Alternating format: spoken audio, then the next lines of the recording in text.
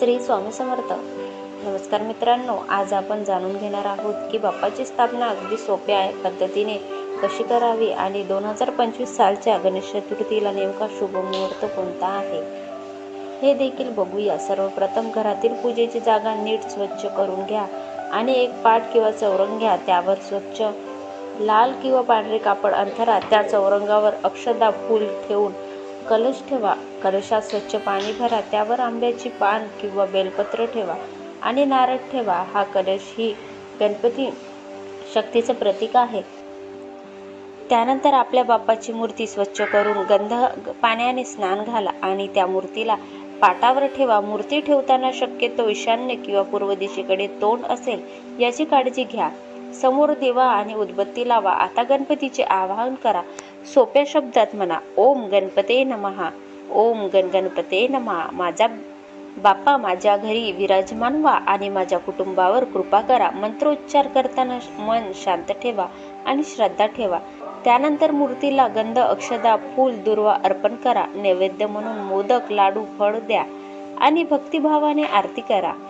सुखकर्ता दुःखहर्ता ही आरती म्हणताना बापाची कृपा अनुभवता येईल. दररोज सकाळी संध्याकाळ दिवा लावून आरती करावी आणि शक्य असेल तर दुर्वा, फूल अर्पण करावीत. एवढं साधं केलं तरी बाप्पा नक्की प्रसन्न होतात. आता बघूया यंदा 2025 मध्ये गणेश चतुर्थी कधी आहे. यावर्षी चतुर्थी तिथी 26 ऑगस्ट रोजी दुपारी 1:55 वाजता सुरू होऊन 27 ऑगस्ट रोजी दुपारी 3:30 वाजता संपेल. बाप्पाची स्थापना करण्याचा मुख्य शुभ मुहूर्त 27 ऑगस्ट रोजी सकाळी 11:05 सुरू होऊन दुपारी 1:40 पर्यंत असेल. या वेळेत स्थापना करणे अत्यंत मंगलकारी मानले जाते, परंतु चंद्रदर्शन टाळायला विसरू नका. 26 ऑगस्ट रोजी दुपारी 2 वाजल्यापासून संध्याकाळी 8 वाजेपर्यंत आणि 27 ऑगस्ट रोजी सकाळी 9 वाजल्यापासून रात्री 9 वाजेपर्यंत चंद्र पाहणे निषिद्ध आहे. त्यामुळे या काळात चंद्राकडे पाहू नका. आणि शेवटी विसर्जनाची वेळ 6 सप्टेंबर 2025 रोजी अनंत चतुर्दशीच्या दिवशी आहे. हा दिवस बाप्पाला निरोप देण्यासाठी शुभ मानला जातो.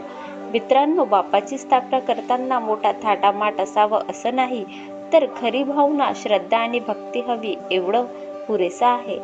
आपण श्रद्धेने पूजन केलं तर बाप्पा सुख, शांती आणि समृद्धी नक्कीच देतात. गणपती बाप्पा मोरया.